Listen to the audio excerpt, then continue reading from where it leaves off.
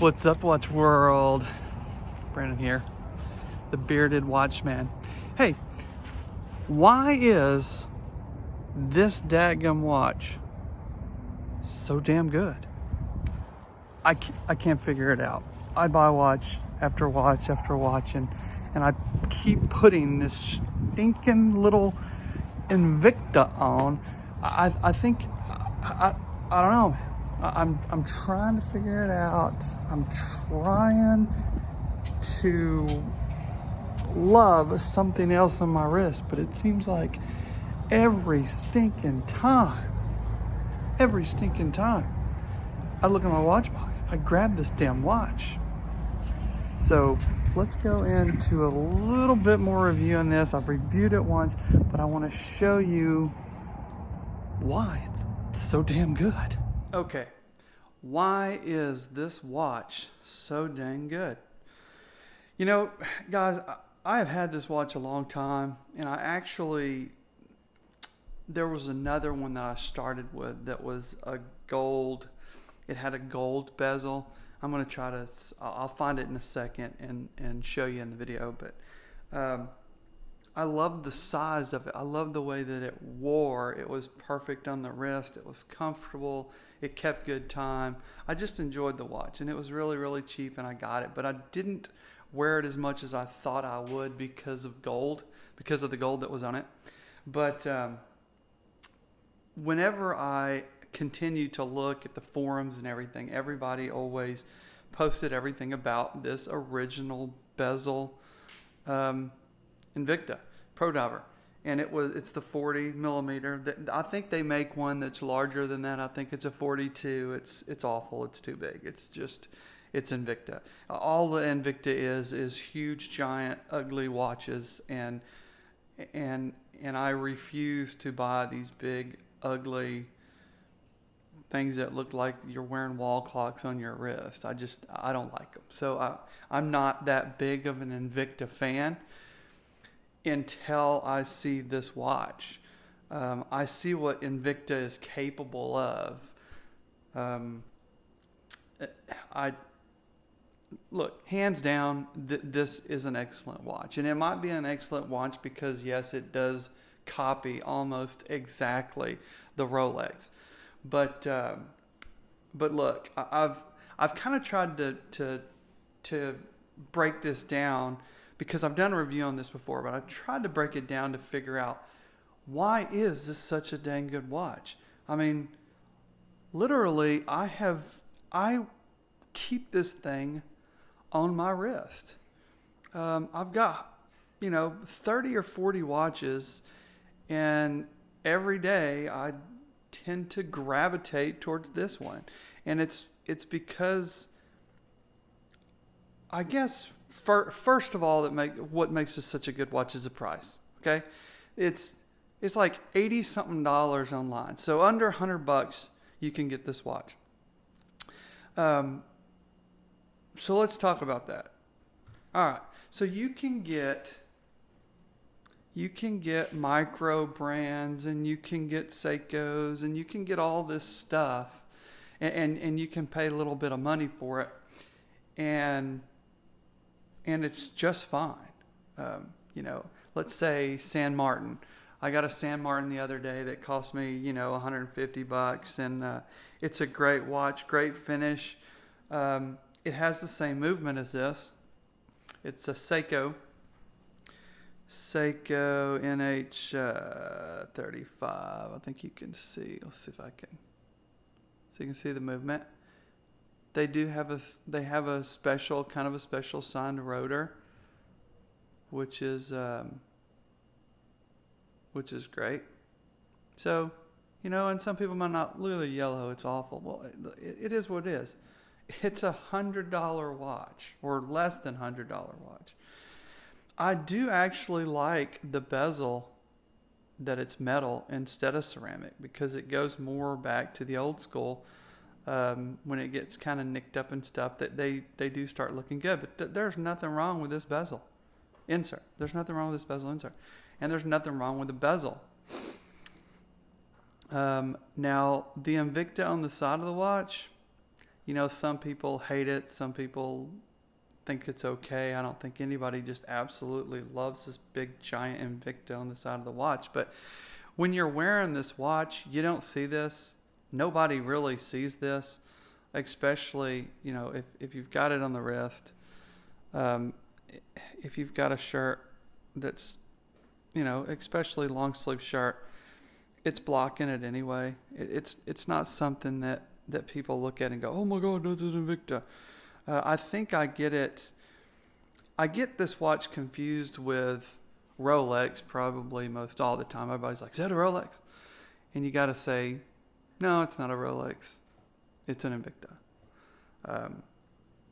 And that's probably one of the downsides to it is everybody comes to you and thinks it's a Rolex. It's also an upside to it.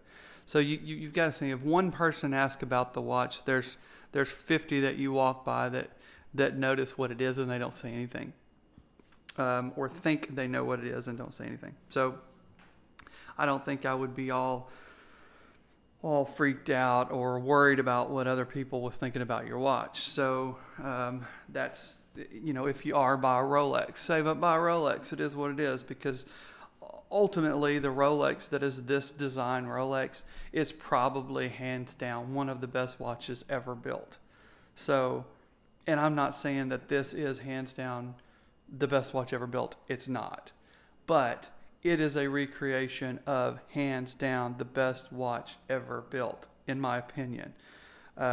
Size-wise, design-wise, copied from everyone. It is an awesome design. It looks good on leather. It looks good on NATO. It looks good on stainless steel. It looks good, you name it. It looks good on anything. The watch looks good on and with everything. You can notice it with this leather strap that I got from Dakota. It looks excellent with it. It's just,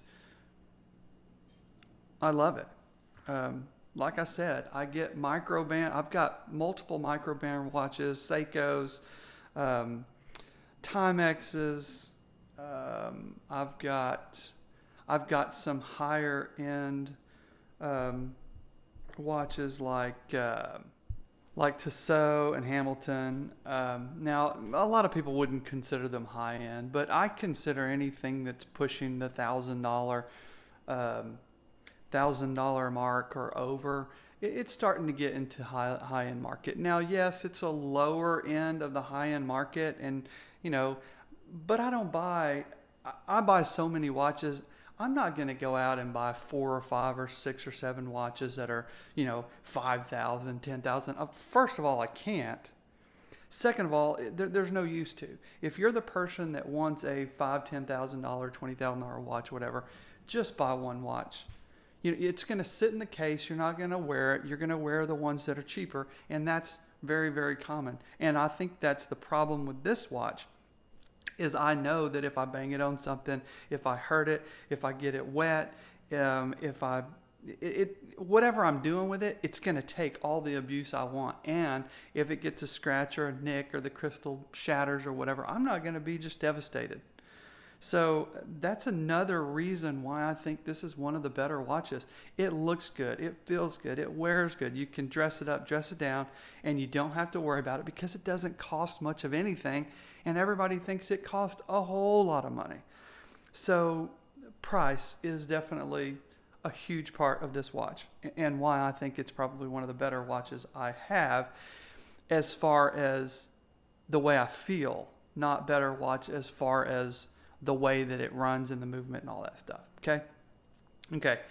And that takes me back to the movement. I think that is another reason that this watch is probably one of the better watches is the movement. Geez, you have microbands that are $300-$400 that use the same movement. I've seen some that's more than that. Obviously, I've seen some that's less. But this movement is just a workhorse. It's going to work for you. You don't have to deal with it. If it goes out, geez, you can just get a new one a whole lot easier than you can repair it. If you want to repair it, piece of cake. But this watch, this movement is a workhorse. Okay, it's gonna keep good time. This watch is keeping about 6 seconds a day, and it's doing a great job of it. So, I mean, why should I be concerned? What, it's 6 seconds a day? When I first got it, it was slow. It's actually started to speed up for some reason. I don't know why. It seems like all the depending on what the watch is, they're just different. But anyway, about 6 seconds a day is what it's running really good now, and that's running rock solid. I don't see. I mean, I've got a lot of watches that don't run that. Now, some of my Hamiltons and I've got a Tissot that's running about 2 seconds a day, which I love. I've done a review on that too. It's the Courier, and I love it. But anyway, besides the point, the movement, great movement. The third thing is the build quality. I don't care what you say about Invicta. They have a very good quality built watch. So the bezel on this guy is super smooth, super easy to turn, and it lines up perfect.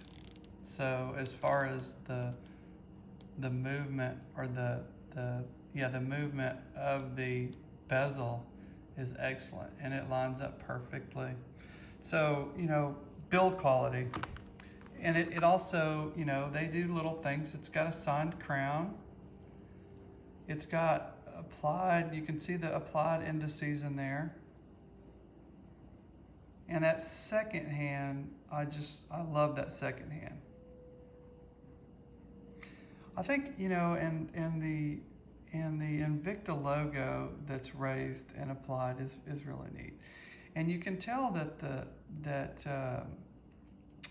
the crystal that's over the 31 magnifies like beautifully. The other one that I had, and I'm gonna stop this video now and see if I can go find that thing and show you the difference. So hold on one sec. So here's the other one. So this is the first one that I got, and this guy here is probably at 15 to 20 years old. So look at the magnification. The magnification on this one is nothing. I mean, literally, the magnification, you can see it's nothing. The magnification on this one is great. And this watch is about 4 years old, so the difference in magnification. But this is the one that I love. Now, these watches are the same size, and this watch does look bigger, but they're exactly the same size. They're exactly the same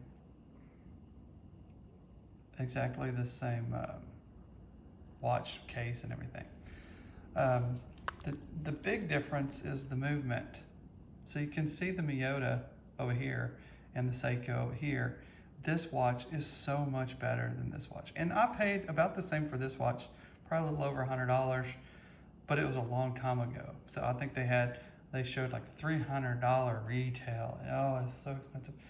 Well, this watch here does keep good time, but it's not this watch. This watch is amazing, and I think it's because design. Same crystals, but magnification makes all the difference in the world on this watch. Look at the difference. So that kind of tells you this model versus this model. Now I could change the bezel on this and probably get the exact same, and it would look like it had, it would have the gold indices and stuff instead of the silver ones. I think it looked pretty good, even with the gold crown, or I could change that out too, but it is what it is. So the fourth thing I think is the size, and that goes back. It plays, it plays with the old Rolex. So Rolex just did the watch right. That they know what they're doing. They did the watch right. Invicta just took all the cues off of that. So I don't say that I would give the size particularly to Invicta, but what I'm glad at is Invicta did not make a 44 millimeter watch and just do that. They do have a 44 millimeter of it, and they got a 42 millimeter, which they're both too damn big. But this watch, 40 millimeter, this is where it is. 40 millimeter original bezel, this is the watch. Lug size, and that goes back to the same, size as far as Rolex did it. It's a 20 millimeter. So all your 20 millimeter bands and straps and all this, and my wrist is a 6 3/4 inch. So this watch is really typically the largest ones I wear as far as lug to lug and diameter. But you can tell this on my 6 3/4 inch wrist. It fits beautifully. These straps are great if you're somebody that has a little smaller wrist. You don't have this little pigtail that sticks out very much. It's really good from Gakota. But this is a little smaller size strap. But I do like this strap. But as far as going with whatever in the world that you're wearing, whether it's NATOs or leather in particularly, it's hard to find 20 millimeter straps that are shorter length and that are tapered. Now you can find tapered one, but the shorter length 22 is very hard to find. The straps are a lot easier when you have a 20 millimeter to find longer ones, shorter ones, all that. But specifically with me, shorter ones. Sixth thing is people notice this watch, and they notice this watch because, let's go back to styling, Rolex styling. So I can't give that to Invicta. I have to give those props to Rolex. But if you can't afford a $15,000 to $20,000 Rolex, hey, for $100, get one, and you're gonna get all cozy to it. You're gonna love it. And when you do have the money to get the Rolex, you're gonna buy the Rolex because, you can imagine, as much as I like this watch, if I had the Rolex form of it, hands down. Okay, people, I understand. It's awesome. It's a great watch. If you have it, props to you. It's just, do you wear it? Are you scared that you're going to scratch it? If you've got the money, then I'm sure it's not a problem. But most people don't have $10,000, $15,000 lying around that they can just go throw on a watch. Most people do have $100 that they can put on a watch if they're in a watch game. So, is it going to be your favorite watch? I don't know. I can't answer that question. Are you going to love it? Yes, you're going to love it. You're going to buy all kinds of watches trying to scratch an itch. And it seems like this watch scratches most of the itches that I have. So there you go, guys. That's it. The Invicta Pro Diver original bezel. That's the number 89260B. Sorry about all my fingerprints. It's probably beard oil. 200 watermillers. 200 meters water resistant. You got your Seiko NH35 in there. Beating wide away. It is adjustable, so you can slow it down, speed it up if you wanted to. 20 millimeter lugs. It does have screw-in case back. It does have, I think it's not sapphire glass. It's like Invicta has their own glass, kind of like Seiko, but it's not sapphire, which I think you can get replacements that are sapphire. But hey, like I said, this watch is 15, 20 years old, and look at the glass on it.